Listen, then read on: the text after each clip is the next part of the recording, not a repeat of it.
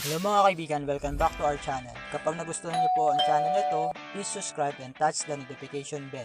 An adjective is a word that describes or modifies a noun or pronoun.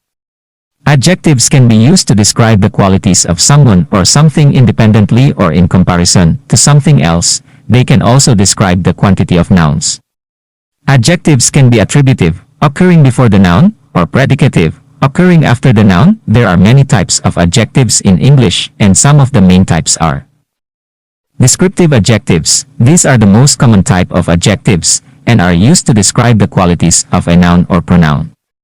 Examples include purple, friendly, and attractive. Quantitative adjectives. These adjectives describe the quantity of a noun or pronoun. Examples include many, few, millions, and 11. Demonstrative adjectives. These adjectives point out a specific noun or pronoun. Examples include this, that, these, and those. Possessive adjectives. These adjectives show ownership or possession of a noun or pronoun.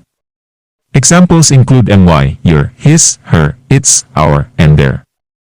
Interrogative adjectives. These adjectives are used to ask questions about a noun or pronoun. Examples include which, what, and whose. Indefinite adjectives. These adjectives refer to an unspecified or unknown noun or pronoun.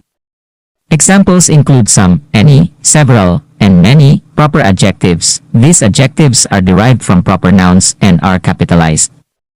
Examples include American, Chinese, and English. Compound adjectives. These adjectives are made up of two or more words and are used to describe a noun or pronoun. Examples include fast-paced, well-known, and sun-drenched. Appositive adjectives. These adjectives are used to rename or explain a noun or pronoun. They are usually set off by commas. Examples include the city of Paris, known for its beauty, attracts millions of tourists every year. Participial adjectives. These adjectives are formed from a verb and end in ing or ed. They are used to describe a noun or pronoun.